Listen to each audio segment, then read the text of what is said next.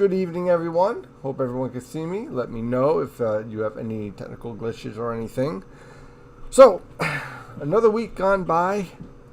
Another quiet week in the tropical Atlantic. I'm going to talk about that, and I'm going to give you some thoughts on why we're seeing what we're seeing, why it is so unusual, and why a lot of people are making a big deal about it, and compare that to the forecast that we had out, that I had out, that's definitely burnt to cinders right now, and also with the National Hurricane Center and a lot of forecasters and professors who, much smarter than me, that laid the groundwork on tropical forecasting. I was expecting a major active season, and thus far it has not. Knock on wood. Hopefully it stays that way. Because as much as I love to be right about forecasting all the time, I'd rather be wrong when it comes to hurricanes and stuff like that. Oh, great. Of course, now we're watching the Mets game, and looks like another player might be injured. Or maybe not. I don't know. Great. When the injury bug hits, it hits like crazy. And it looks like there's some rain over there, too. So that's great. And also we're going to talk about the weather pattern that we are in right now and what is evolving here with the weather pattern and why we see the storm that is forming right now go further east. So we have a lot to talk about tonight, and then of course I'll take your questions and whatnot, and we'll go from there. So let's pull up some of the data here, and we start off with the tropical Atlantic. So you take a look at this, and you see that the intertropical convergence zone isn't very active. We are watching this little disturbance right here that could develop in the Bay of Campeche, which is down here. Notice something. There isn't a lot of thunderstorms, a lot of bright colors, like this right here. Now, notice when these thunderstorms come out, they enter the Atlantic, and they start to collapse immediately. Right? What is causing that? Because that is the primary reason why we're running into issues with any type of development in the tropical Atlantic. Well, it is our friend the Sahara dust. The Sahara dust is just really preventing these low pressure systems from developing. So they come off the African coast, they run into all this dry air here, and it basically inhibits the development of thunderstorms and basically sucks any of the air dry, okay? So what you end up with is a circulation with very little in the way of thunderstorms or convection. And as it's moving into the Caribbean, by the time it gets here, it's basically devoid of any support of thunderstorms. Now, once it gets into the Bay of Campeche, which is down here, then maybe it has a shot. There's another factor as well. And let me zoom in on this. This is a textbook La Nina. Now, normally La Nina means, watch out, activity on the way, because we don't have much in the way of vertical wind shear in the Atlantic. So any low pressure system that could develop will be able to become maximized because there's no inhibiting factors in terms of wind shear. But this year, as we warned at the beginning of the year, there's our ice cream truck, by the way, the cooler Atlantic, and this is called the negative AMO. This is not a collapse of the AMOC, or as you might know it, the Gulf Stream. I know that there's some professors out there that claim that the Gulf Stream is going to collapse. No. What you're seeing here is a natural process of the AMO going from a positive state, which we were for about 3 decades, to a negative state. Get used to this. This isn't going away anytime soon. We get very warm water here and very cool water here. And so what this does is that it's not that the temperatures are not supportive for tropical development. It's just that they're below normal to what you normally see. And so you don't have that jet fuel to really get a low pressure system to rapidly intensify. The problem here is, though, if you get any type of low pressure system to get towards the Bahamas, it can rapidly intensify in this area right here, which is kind of the warning sign here. So that's what I've been worried about for quite some time and saying, like, hey, if we get anything to develop here, we're going to be into some trouble because there's just nitroglycerin ready to get lit by a match. Okay, so that's something that we're going to be definitely watching here and keeping an eye on. Finally, let's see, I think it's this. Okay, so we're also seeing, well, right now, this isn't too bad in terms of shear for the Atlantic. But we have been seeing from time to time some of these upper level lows get cut off here and set up this environment where you get this wind shear that just eats away at any type of tropical low pressure system that has a chance to develop in this area. So there's the other factors as well. And so what that leads to is in the 10-day period, you really don't see much in the way of any type of organization. You get maybe a hint of a tropical low pressure system here and here. And then after 10 days, and we've been seeing this for 2 weeks now, after that 10-day period, then we see all this activity being suggested. But the reason why I think we're seeing this in a 10 to 15-day period is because the model guidance at this time period doesn't handle the low-level dry air environment that we're dealing with in the Atlantic via the Sahara dust, and also is not dealing with the wind shear very well. So it is my contention that the best way to really forecast for the tropical Atlantic and to look for any type of development is to get under 7 days to really get a gauge on what these tropical waves are running into and whether or not they're going to be able to develop. And right now, what I am not seeing is any change in this state. And as long as this plume of dust keeps on coming off the African coast and travel across the Atlantic, La Nina or no La Nina, it's just killing the development of these tropical low pressure systems. The best way to describe this dust is, and we got a baseball game on right now, and Batty's up again. Let's see if he hits another home run. Let's say that they're trying to dry out the field, right? So they throw out the diamond dust, and it just soaks up that moisture. That's what this is. Basically, it just sucks it dry. So in this environment, you just can't get any type of development in this setup. What you need to do is break this area of transport. And it's directly connected, the transport that is, to the very hot summers that we've been seeing in Europe. How? The ridge in Europe is building, right?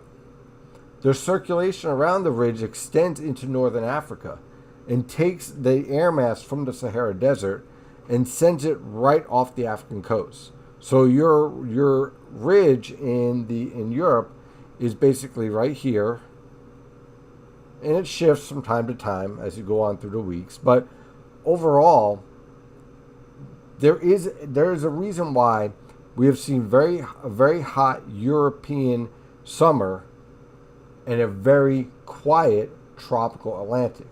The two are connected because that ridge that is building up all that heat in Italy, England, Spain, France, it's also transporting, because of the circulation of a high, the desert air from the Sahara Desert into the Atlantic. And as long as that continues to happen, we're going to continue to be at this state.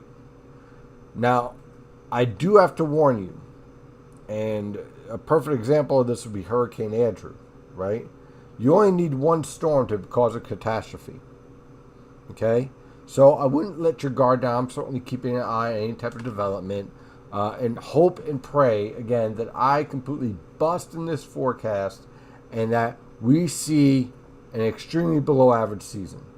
Because we all know we don't need to see any tropical storms or hurricanes impact the eastern United States. I mean, you think gas prices are bad now? Oh, geez.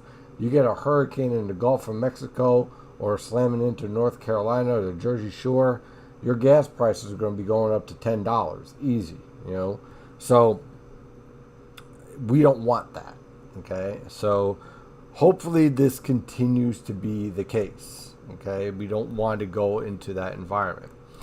Now, as far as our weather pattern is concerned, and we'll pull up the water vapor satellite picture here, we have a nice upper level low and plenty of rain up towards Maine. If we pull up the radar here, see we have some showers rotating south towards our neck of the woods here. They're all starting to collapse as a lot of this is driven by diurnal heating.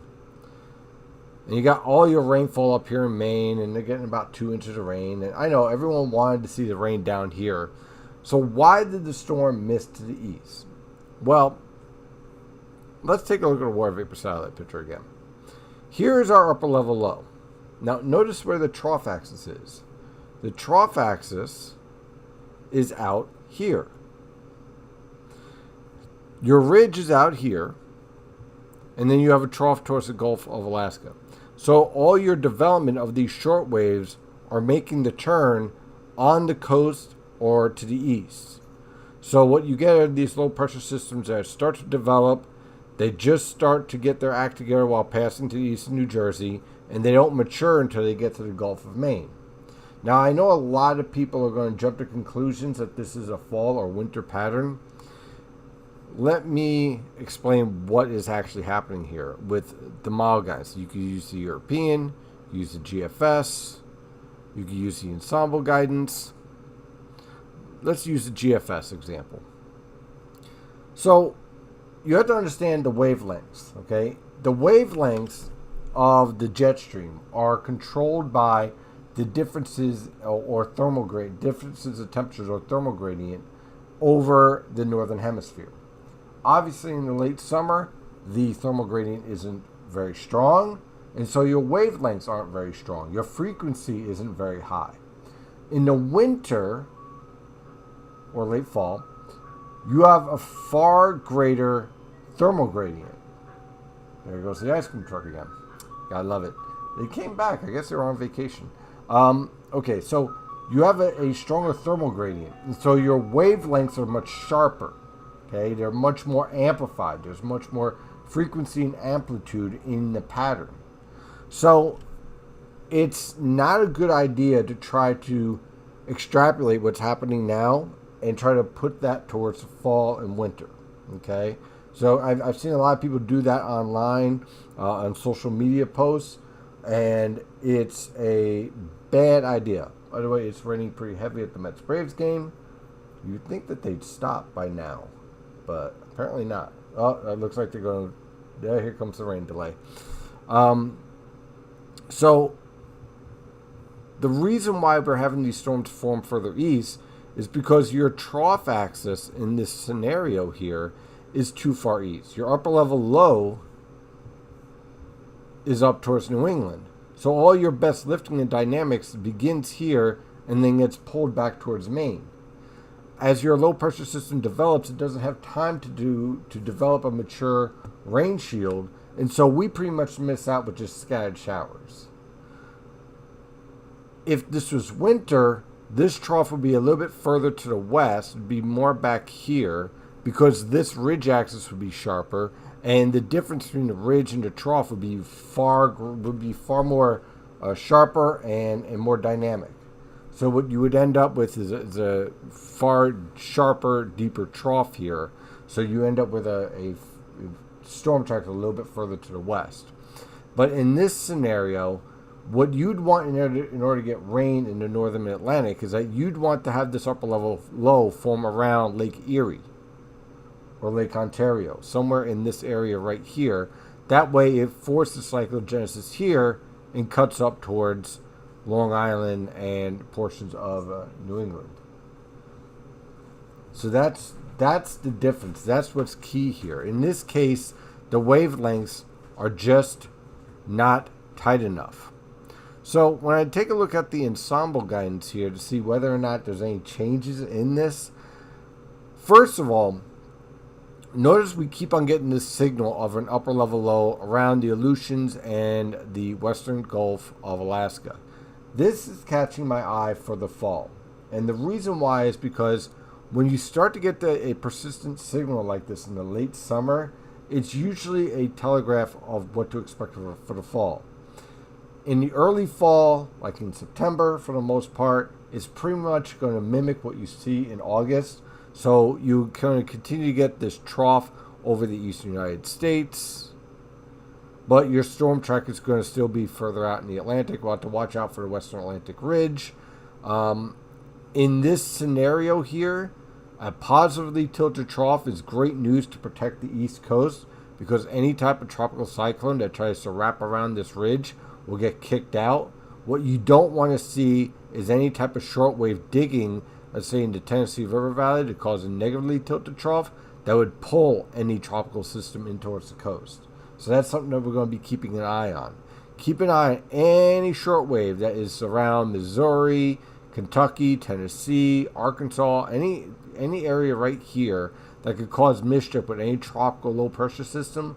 That's something that we're going to be watching very carefully for the next 8 weeks, because that can make or break a forecast and change the tune in terms of impacts on the East Coast. But as it stands right now, this type of orientation would protect the East Coast from any type of tropical cyclone. Notice with the ridge axis here, the trough axis is pretty much on the coast, so a lot of your storm development is out here in the Atlantic, and so you miss out on a lot of potential rainfall events. In the fall, we'll jump to 15 days out. Notice we still have this signal. Now, I wouldn't count this verbatim. I would not trust this verbatim, okay? You don't take this and say, well, this is definitely going to happen, so this is definitely going to happen. What you should do when you have this type of data is say, and we'll zoom in here, say, okay, we know we're going to have below normal heights somewhere here. I don't know how strong. I don't know exactly if it's going to be the deepest here. It could be out here. But we do know we're going to have a trough here. And so what that tells me is that we should have a ridge over the Rockies in the west and create even worse drought around California. Fortunately, guys, get used to it. It's not going to get any better for the next 30 years. And the Colorado River is only going to get worse, unfortunately. But it also means we're going to have a trough in the east. So what does that mean for the rest of the summer and for at least early fall? Well, it means that we're going to see stronger polar air masses invading the region. Stronger cold fronts. There will be an increased potential for more widespread stratospheric type rainfall events. But you'll need to see a sharper thermal gradient that was going to lead to a sharper trough dynamic, which then pulls the storm track closer to the coast. As it stands right now, I would say that we might get back to near normal rainfall for that time period, but will remain below normal for the month of August and for the month of September. So we'll trend towards normal, but not get there. Of course, the wild card again will be the tropical influence. When we get to October, here's where things get interesting. And let me pull up some of the data here. Let's see here. Yes. Okay, so let's go to the La Nina data. And I apologize, I should have pulled this up beforehand, but we'll run to it real fast. There it is. Oop. Of course, skipped out on me. Okay, no problem. Oh, we're down to 32. Okay, so this is where I wanted to get to.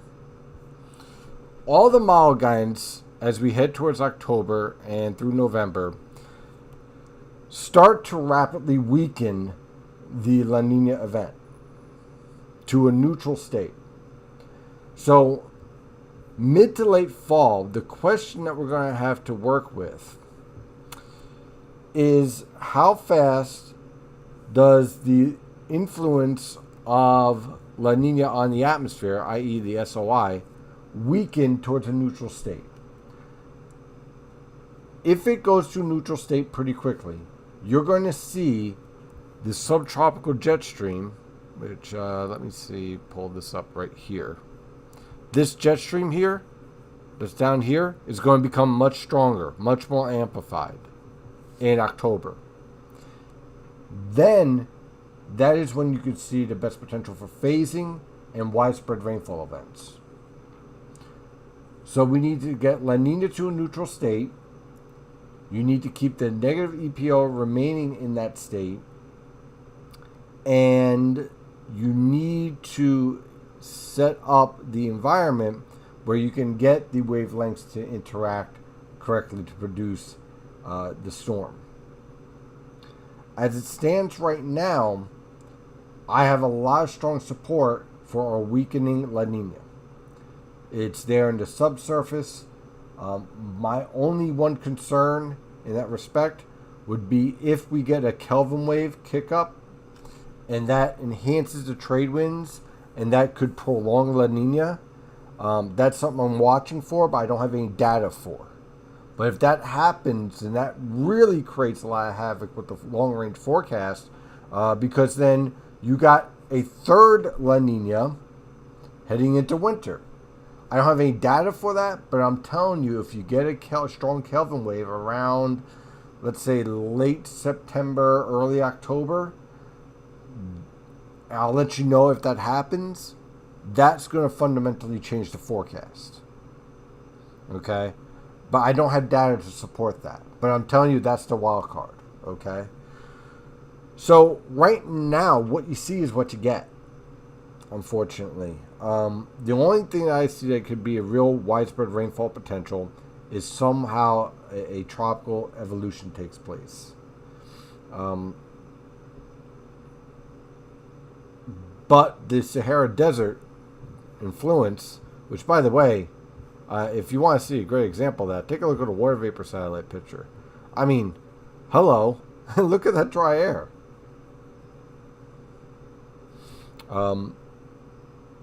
So yeah, I mean, there's a lot of data here that would suggest what you see is what you get.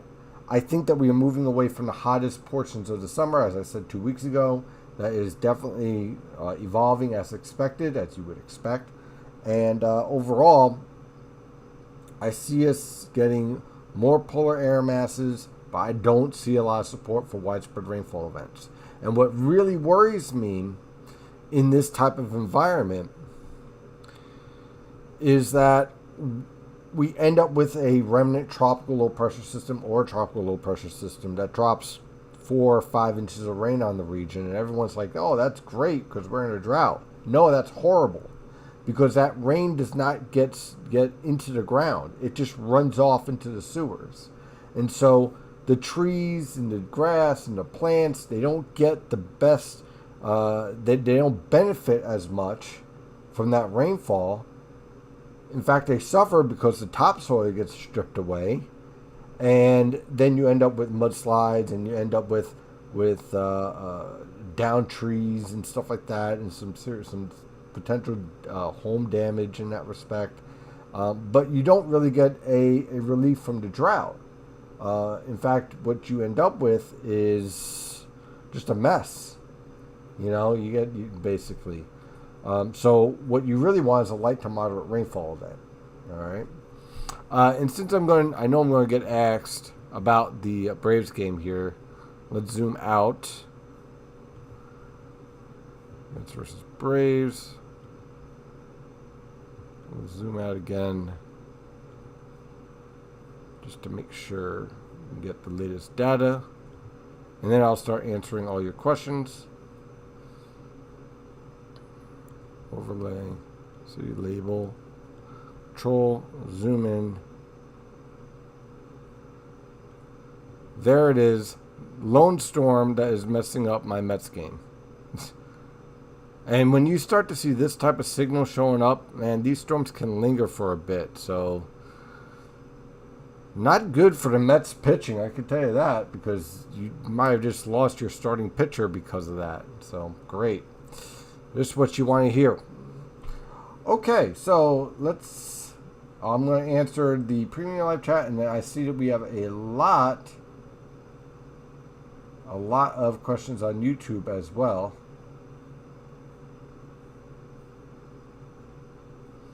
Let's see here. So we'll start with with our premium chat first. Let's see. Okay. This is from Card. Looking at the SPC website, it appears that the area over northern New Jersey has often had lower dew points than the surrounding area. For instance, it's about the only clear area in the northeast outside of eastern New England. Is that due to the low boundary layer, downsloping winds, both? If the dry boundary layer, is that something models are having trouble handling? It's a combination of a lot of different factors, a lot of mesoscale factors. The easy answer of that whole question, the easier question is, do the models handle that very well? And the answer is no. They don't. They struggle quite a bit on that. We are improving, but this is a perfect example where you have to kind of nowcast and see how this all evolves, and also make adjustments based on what you know about the boundary layer dynamics and the way that the winds are converging or diverging in that area. In northern New Jersey, you have a lot of different mountain ranges and should I say hill ranges, really. It's the Hudson Highlands. So the way that those winds converge and diverge leads to areas or pockets of subsidence. And that subsidence can cause a clearing more so than other locations, and also inhibit the development of showers and thunderstorms. So that's one factor. And then, of course, then you have the dry boundary layer, which all those factors together can create the type of environment that you're describing. But remember, just your east and west, slightly different dynamic, easily set up thunderstorms dropping right through the area. Let's see. Even the 18Z GFS can't spin up a tropical system these days. Yeah, I know. Which is telling quite a bit. Is that warm water in the Western Atlantic also going to help fuel fall and winter storms? That is a great question. Okay, so he's talking about this area right here. If this goes untouched, if we don't get any type of significant tropical low pressure system, you just get this warm water sitting here, that's basically nitroglycerin ready to interact with a Arctic or polar air mass. Now, there's a lot of wild cards to consider, but let's just make this very simple. When you have all this warm air, the air rises in here. Okay, that leads to a greater potential for what we call cyclogenesis. Okay, that's low pressure system development. Also, with the rising air, you have to have that air filled up. Okay, it's called the conservation of mass. If you have mass rapidly rising, something has to come in from the bottom to fill the air that's rising. So what you end up with is that any polar or Arctic air mass that's sitting here is more likely to get drawn in this direction because it's trying to fill the mass that is rising, right? So what you end up with then is more polar and Arctic air masses heading towards the east coast and more interaction with this very warm water and that polar air. Thus, you get rapid cyclogenesis, and then you add in the warm water by itself, and you can end up with a bombed out storm. So when you see this signal here, it can support, if the upper level pattern is favorable, for some pretty impressive low pressure systems. Love the ice cream truck soundtrack for the chat tonight. Yeah, isn't it great? Did you see the picture of a huge water spout off Delran, Florida yesterday? No, I did not. But I'm sure it looked pretty cool. Are there any things which could keep La Nina going longer than expected? Yeah, we touched on Kelvin waves. Describing a Kelvin wave, and here's my suggestion. Let's see here. Kelvin waves. Let's just go. Okay. A Kelvin wave is a wave in the ocean or atmosphere that bounces the Earth's Coriolis effect against a topographical boundary, such as a coastline or a wave guide, such as the equator. So, my best suggestion, if you want to use I probably, if you Google Kelvin Wave, I'd go to climate.gov. It gives a really detailed analysis on Kelvin Waves. Because if I try to explain it, we're going to be here for like 2 hours. But there's a lot of great. I wouldn't just go to Wikipedia. You can use climate.gov.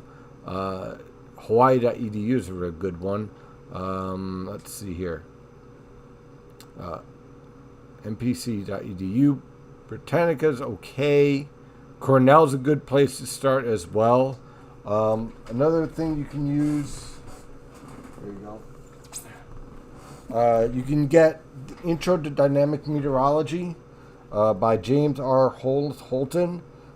This is I got from college. Okay, so it's about 20 years old, but you can study all about Kelvin waves here. That's basically Met 301 for you.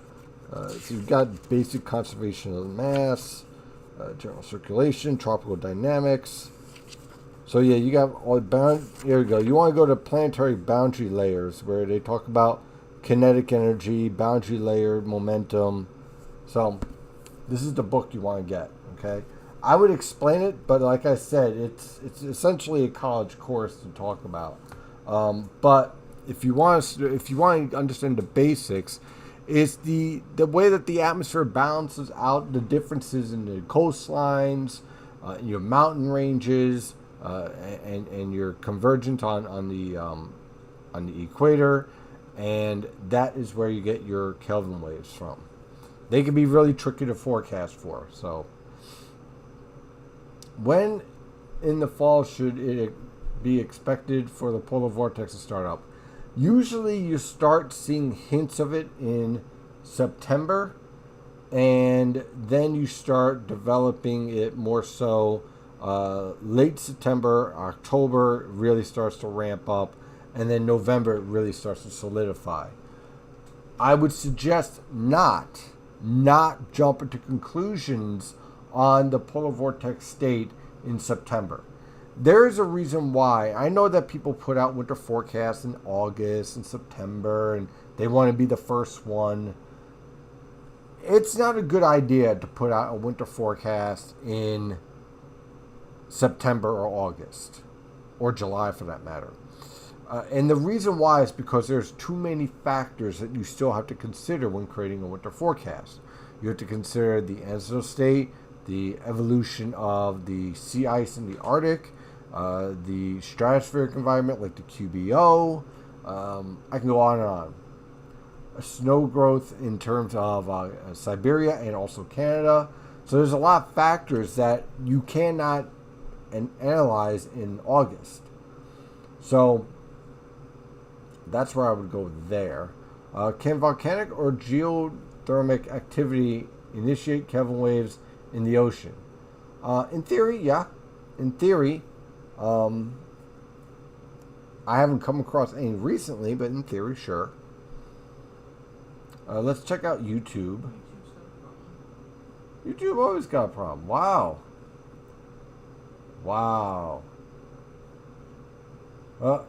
Once again, some people on YouTube are going to make my wife very busy and ticked off. So cut it out.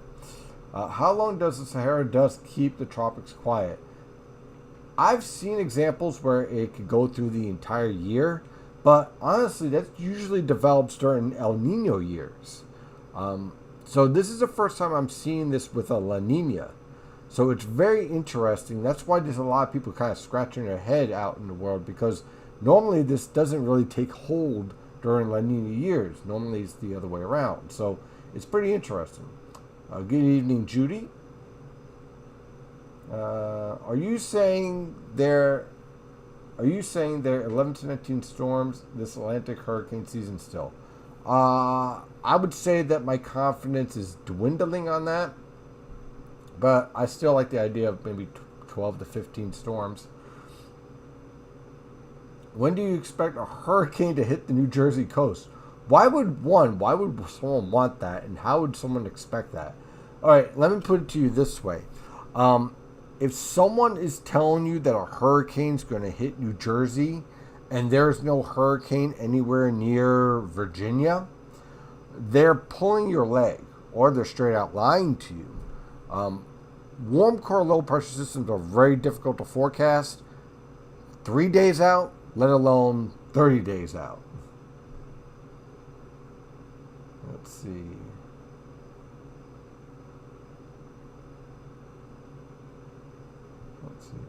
The La Nina that we have in which is the best analog years? Maybe 1975. Maybe. It's kind of like alright.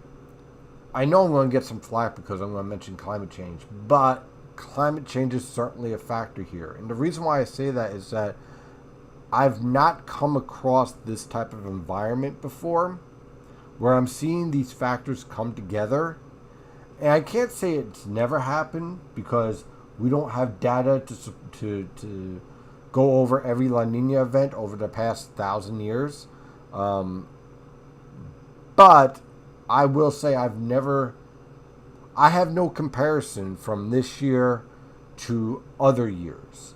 And it's difficult to make that comparison because other factors that influence a La Nina have changed. Okay? Like the Arctic, like the evolution of the QBO. So I'm wary, and this is why I haven't been using a lot of these comparisons to other years because it's dangerous to make to make those assumptions.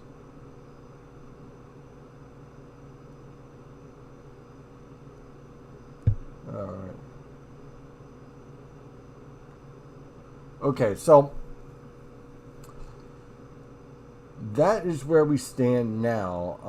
Let's see. Go back here. Good evening, Steve. As usual, great job tonight, sir. Thank you, Robert.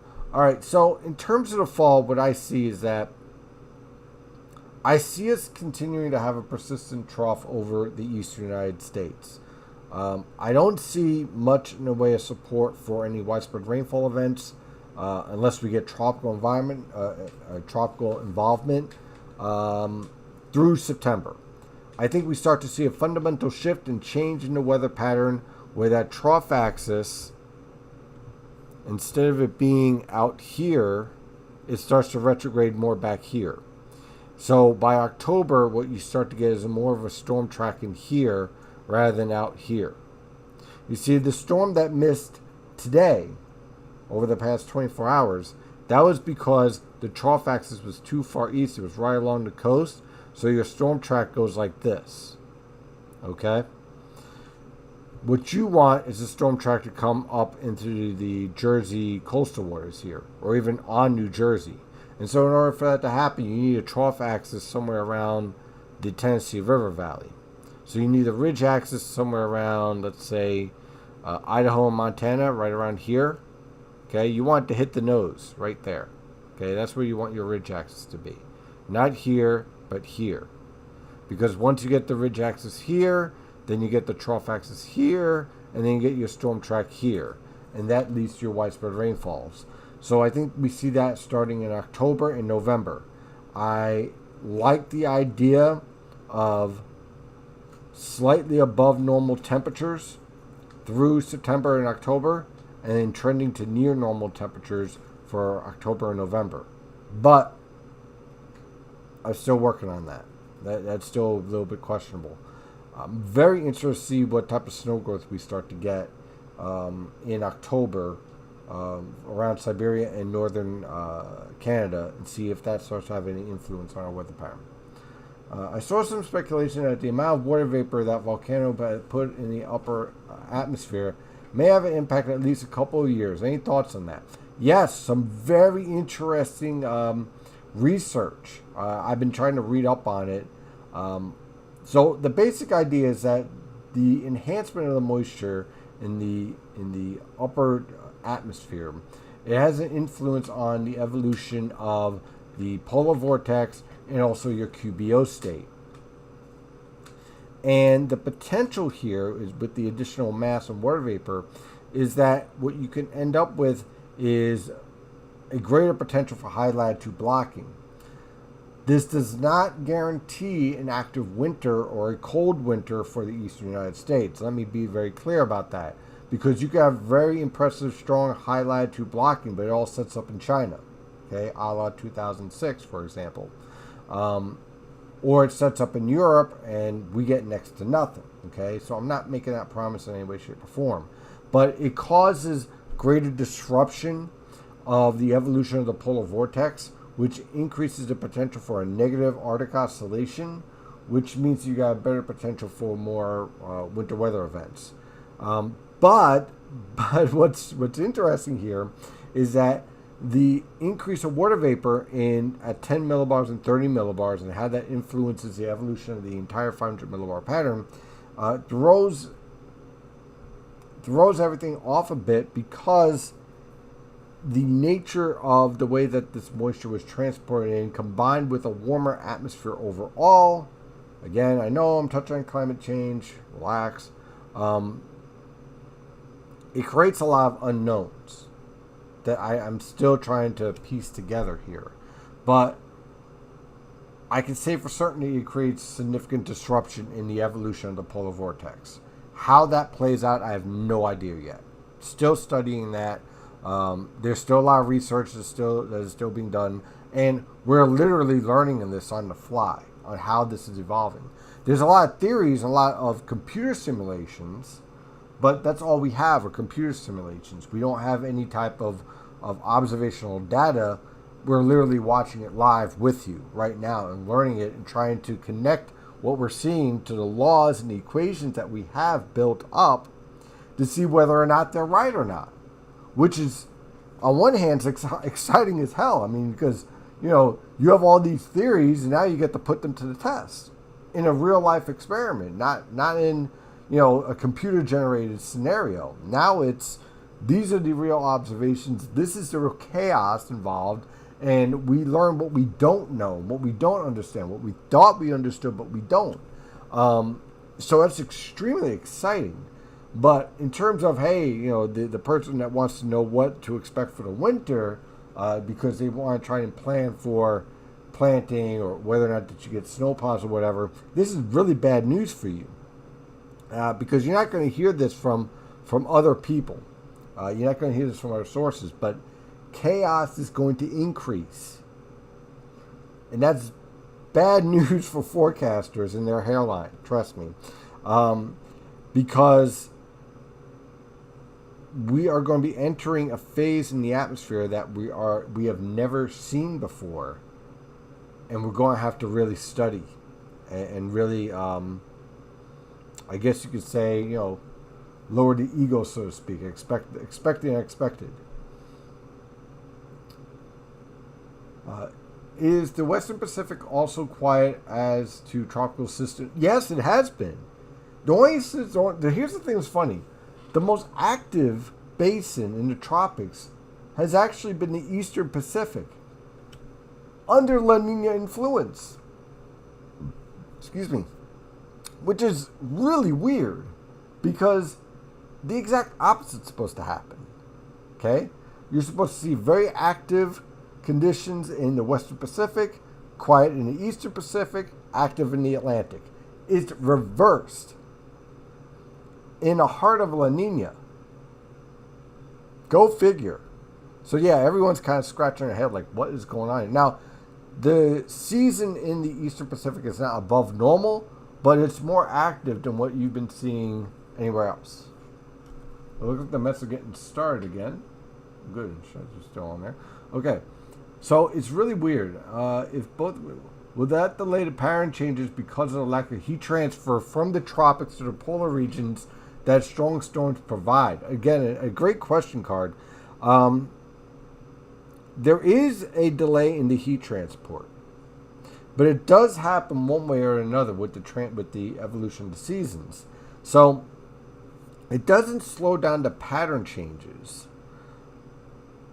but it opens up the potential for more fuel for extratropical systems to use in the fall and winter. So if we continue to see the state that we're in, and you got a storm forming around the Atlantic, I'm going to be keeping a very careful eye on the transport, the moisture transport and heat transport from the tropical Atlantic into our extratropical systems in the fall and winter, i.e. our nor'easters, because this year they could be really, really amplified. But I don't know that for sure. I'm just making a hypothesis here. And of course, that all depends on what activity we see over the next 8 weeks anyway. Take a look and see what's going on YouTube here. How many nor'easters should we expect? No idea. Look guys, I'm going to be honest with you. I know that there's a lot of people out there that kind of blow smoke up your butt and say, oh yeah, it's going to be 10 nor'easters and this and that and subscribe to my thing. I have no idea. No idea. We got 4, we got 40. I have no idea at this point. It's way too early to try to define that. If September will be somewhat warmer than normal in the beginning of October due to the current weather pattern, will this cause the start of winter to be more subdued or robust? This comes back to the change of the La Nina state. If La Nina is weakening and we're moving into a neutral state, then what you have here is a clash of the polar jet stream and the subtropical jet stream on equal footing. So let me break this down for you. In an El Nino year, your subtropical jet stream, the jet stream that runs along the south and along the Gulf Coast, that is stronger than the polar jet stream. So in a very strong El Nino, the subtropical jet stream overwhelms the polar jet stream and you can't get any cold air masses into the eastern United States. In a weak El Nino, where we see a lot of snowfall events, the subtropical jet stream is strong, but the polar jet stream can still get in there, and you can still have cold air masses strong enough to create some mischief. In a La Nina event, a strong La Nina event, the subtropical jet stream is weak, but the polar jet stream is much more amplified. Because of the amplification, you get a lot deeper troughs, more likely towards the Rockies and the plains, and you get what we call a southeast ridge, which everyone hates, in the winter and even in the summer. In the summer, it's called the Bermuda High. In the winter, you get that southeast ridge, and you get a storm track that's focused more towards the Appalachians and towards the eastern Great Lakes. In a weak La Nina, you still have that pattern, but there is some influence from the subtropical jet stream, so you can get an evolution where you get a lot of storm tracks cutting up towards the mid-Atlantic, and you get a lot of your isotropic lifting events, a lot of your snowfall events like the President's Day storm, where you can get days of snowfall. Then you get the neutral event. The neutral event is my favorite event to forecast for because it's the most challenging. Because now you lose that influence and the MJO is the king. Okay, that's the tropical influence. The problem is that the MJO is very erratic. Okay, it just bounces all over the damn place. So you maybe have a comfortable forecast for about maybe 2 weeks, maybe. So you always have to be on guard to see what is changing and what are the different factors involved. Where is there convection firing up around the date line or not? And the subtropical jet stream and the polar jet stream are both on equal footing. And this, ladies and gentlemen, is where you can get your phases, where you get a strong polar jet stream digging in, let's say, in from the plains and digging towards the east coast. You get a strong subtropical jet stream with a short wave marching across the southern plains and towards the east coast, and they interact and they phase and produce a beautiful winter storm. That scenario happens in weak La Nina, weak El Nino, and especially neutral events. So this winter is going to be very difficult to forecast for, and a lot of fun to forecast for. But the chaos is going to be through the roof because you have enhanced moisture in 10 millibars and 30 millibars in the stratosphere. You have disruption of the polar vortex. You have a neutral Enso event. You have a chaotic MJO. And also you have an AMO that's in a negative state, which enhances the potential for high latitude blocking to start to really take shape. So it's going to be a fun couple of months. So we're just starting here, so things are going to get interesting, that is for sure. That is for sure. So it's 8:49 right now. We'll do a couple more minutes and then we're out. Let's see if we got any more questions here. Got a couple more on YouTube here. Are we done with the heat? How do I answer this? We're not done with the humidity. Because you still have the Western Atlantic Ridge to deal with. So, I'm not saying we're done with the humidity. I think we're done with the 95 plus. At least like a string of days like that.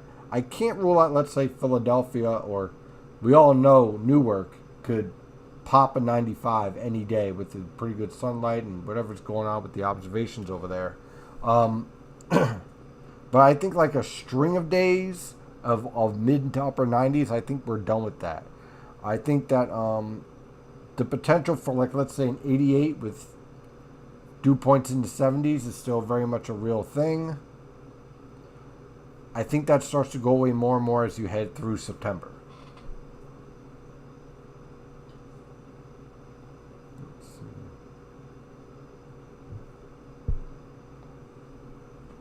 That is why it's worth those watching on YouTube to spring for a premium membership. I appreciate it, Card. I really do. Because stuff like this is what premium members get regularly. That's why I try. And also don't forget, if you are a premium member, you also can ask, send emails, ask any questions. I had a lot of people this week ask about the forecast for the upcoming weekend, mostly because they're going on summer trips and whatnot. So was able to work on that and set that up. Oh, okay, the Mets are out of it, thank God. All right. So there is that aspect as well. So, if got any more questions? 8:51. Let's see if we have any changes with our radar here. Let's zoom out. This, by the way, if you're wondering, I used WeatherTap as a radar. They don't pay me. I don't get any payment for that. Just that I really do enjoy it. I've been using WeatherTap since 1998, I think. 98, 99, somewhere around there. I just really trust their radar data. And so if you're wondering what I'm using, that's pretty much what I'm using. I know there's other great websites out there. So definitely, if you enjoy that, definitely use that. Labor Day weekend is only 2 weekends away after this one. 2.5 weeks away. Yeah, that's true. Yeah, I'll probably start working on that forecast probably next week. Because I don't want to get asked about it. Of course, watch. Everyone loves that weekend watch. That's when we get our widespread rainfall event, right? Time to get out the Halloween decorations. Yes, and we get out the Halloween decorations, absolutely. Let's do that tonight. What the heck? Force the issue. Okay, so if we don't have any more questions, I think I'm going to call it a night. Rest, and hopefully the Mets win tonight, which I think we really need. By the way, my thoughts on the Mets is that they are in good shape. Just going to say that. That big rotating wall of rain over Maine and southern Canada is what we need down here, but sounds like that we won't be getting it for a while. Yeah, I agree. I could definitely use, I'm sure everyone would agree with this, a nice rainy day.